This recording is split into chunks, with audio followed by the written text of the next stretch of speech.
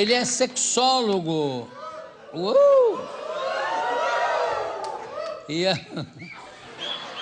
E ajuda pais e professores a falar de sexo. Eu vou conversar com Marcos Ribeiro.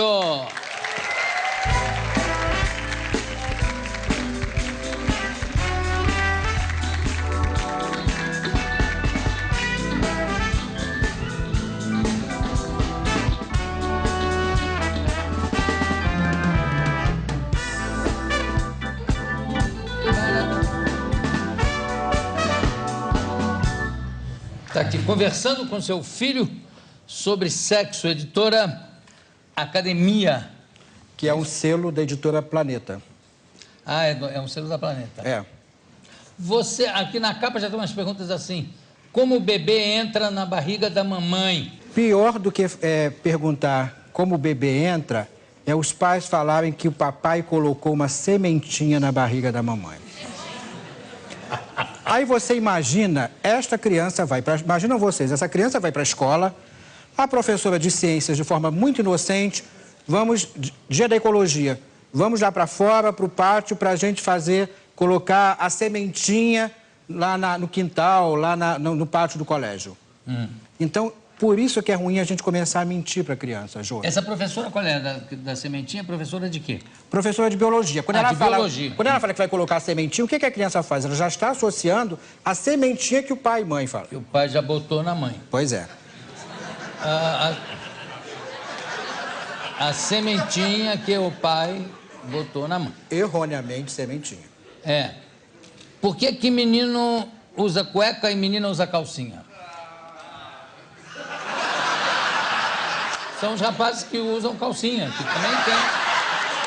Não vejo nenhum problema. E aí? E com a mesma piada do dinheiro emprestado, a gente não vai contar para ninguém. Né? Na verdade, assim, é uma curiosidade da própria criança. Para vocês terem uma ideia, quando ainda é muito pequeno, né? A criança ela tem muita dúvida, Jô. Por que o garoto usa cueca? Por que a menina usa calcinha? Por que o garoto faz xixi em pé? Aí a menina, mas por que eu tenho que fazer xixi sentado? Então, é esse universo que muitas vezes estão na realidade dessas crianças e que eu acho que não só o livro, como a educação que pai e mãe podem passar para os seus filhos, pode desmitificar e ajudar a mudar um pouco dessa realidade. E tem pai e mãe que mentem, né? Sim. No caso do irmãozinho que está... A irmãzinha vê o irmãozinho tomando banho pela primeira vez e vê o pintinho, vê o pinto, o pênis do menino. E fala para a mãe, mamãe, o que é aquilo? O que é aquilo? Que ele tem, eu não tenho. Olha, fica tranquila, se você for comportada, quando você crescer, você também vai ganhar um. Aí a menina vira e diz assim, e se eu for mal comportada? Aí vai ganhar vários. Ou então... Essas confusões podem acontecer. Exatamente. Né?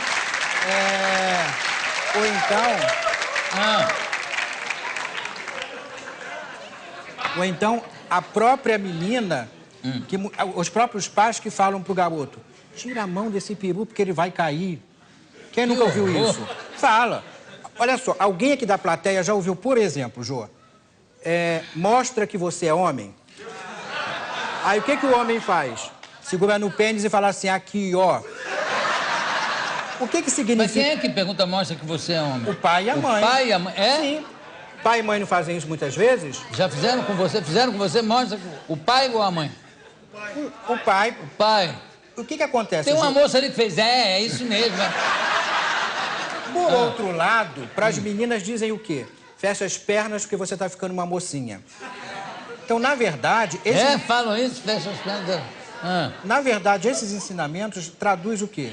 Que a sexualidade para o homem, ela é incentivada, né? Mostra que você é homem, ou seja, genitaliza uma sexualidade, e para a menina, não. O homem também pode. É um pouco de dizer assim, olha, o homem é para fora, a mulher é para dentro. Não necessariamente. Muitas vezes os pais fazem isso porque tem um mito ainda de que a sexualidade do homem ela está exclusivamente no pênis. Como se outras formas de prazer não fossem igualmente satisfatórias. Então, na hora que fala... Outras formas de prazer, você diz para mulher? Outras formas de prazer, tanto para o homem quanto para a mulher. Quer dizer, o prazer no corpo todo. O corpo todo é erótico, mas na medida que genitaliza uma sexualidade, reduz a sexualidade ao pênis, o homem deixa de ter prazer no corpo todo. E na hora de uma relação que não tem uma ereção, fica logo preocupado. Isso nunca me aconteceu antes. É sempre a primeira vez. E já aconteceu. Muitas vezes. Certamente. Então, quer dizer, porque isso mostra uma educação onde há um incentivo à sexualidade da menina, do menino, e da menina há uma repressão a essa sexualidade. Agora, você disse que o corpo inteiro é um órgão sexual, digamos, né? O corpo todo tem prazer. O cotovelo? Olha só, uma dica para final de noite. Atrás do joelho é zona erógena, porque é articulação. Atrás do joelho? Atrás do joelho. Sim, tudo bem. Então, quer dizer, o sexo, o que é, gente? Sexo é... É bom. É bom, mas é sensação, toque e fantasia. Então, se você junta isso tudo, Jô, quer dizer, você tem a sensação que esse prazer vai te proporcionar, você tem o toque e você tem a fantasia. Quer dizer, quando você fala do cotovelo, de repente você tem pessoas que têm uma fantasia ou no cotovelo, ou no pé, ou em outra parte do corpo. E que isso vai ser importante para a sexualidade dessa criança. Não, eu peguei o cotovelo, porque o cotovelo é difícil, inclusive, de alcançar, né? Quer dizer, da pessoa, alguém tem que pegar e, sei lá, usar o cotovelo do outro ou da outra. Certamente. Né? Tem mais uma frase aqui que é a seguinte. O que é a AIDS? As crianças têm essa preocupação, esse temor, inclusive, já da morte? A criança, na verdade, ela tem o temor, porque é algo para ela não muito conhecido. E é muito ruim o seguinte, acho que a galera que está aqui, que frequenta uma escola, ou que conhece o ambiente escolar, João, certamente já deve ter encontrado na escola assim pega e assim não pega AIDS. Então fala, assim pega sexo oral, penetração vaginal, sexo anal, quer dizer, essas transas sem proteção, sem camisinha. Só que esquecem de falar para a criança, muitas vezes, o que é, por exemplo, uma relação sexual. Então só fala, pega e não pega. Então, não é possível que a gente fale para a criança, AIDS é isso, se a gente falar um pouco antes sobre o corpo, como é o desenvolvimento desse corpo. Até porque é muito perigoso você associar AIDS com sexo para uma criança, porque para a criança, então, sexo vai ser doença. Entendi. E sexo não é doença, na verdade?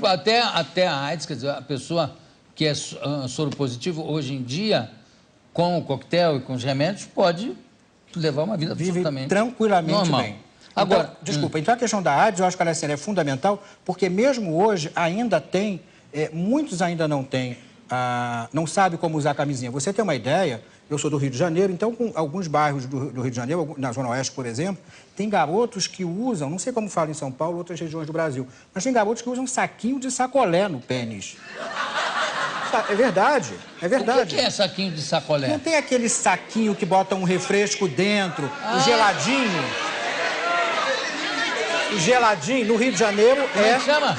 Geladinho. Geladinho? Chup-chup. Chup-chup? O nome, não é isso? Vamos ver se eles sabem como coloca a camisinha? Daqui a pouco, né? A gente ainda tem muito papo pela frente. Aí vamos ver se eles sabem como é que coloca a camisinha. O que é para criança? Tem criança que acha que sexo oral é o quê? Não só criança, tem adulto que acha, às vezes, que não tem informação, que é sexo de hora em hora. Sexo anal de ano em ano. É de hora em hora? Melhor do que o anal, que é de ano em ano. O anal é o quê? De ano em ano. O que tem, Derico? O oral é de hora em hora. O anal é de ano em ano. Aí, assim, pode ser muito engraçado, eu acho que, assim, quando a gente pensa em falar de sexualidade, eu acho que o humor faz parte de lidar com o tema, mas dependendo da região do Brasil, essas questões elas são muito sérias. Né? Então, a gente está falando para um país que, na verdade, com realidades bem adversas. Então, quando você fala que um garoto usa ou chup-chup, ou geladinho, ou sacolé, são garotos que, muitas vezes, não têm a informação, mas não têm também, Jô, o poder aquisitivo de comprar uma camisinha. Mas e tem de comprar o chup-chup?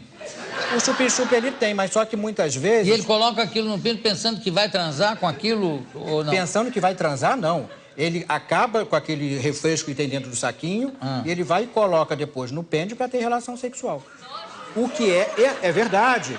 Agora, vocês imaginam o seguinte, São meninos de 13, 14 anos, que às vezes têm uma vida sexual não ativa, mas já tem uma certa vida sexual, e que não vai chegar, muitas vezes, numa farmácia para comprar uma camisinha... Espera um instantinho, tem um rapaz ali que está se esbudegando de rir. Esse aí de... O que é? Fala para mim, para eu rir também. Eu tô rindo, João. Não, é o da Porque frente que tava... O chup-chup é pra um bigolinho bem pequeno. O normal vai ter que ser uma sacolinha de mercado, filho. O chup-chup é muito pequeno. O normal é uma sacolinha... O chup-chup é pra adolescente. É que ele pensa que na camisinha tem que enfiar os testículos também. Não é preciso. Por outro lado...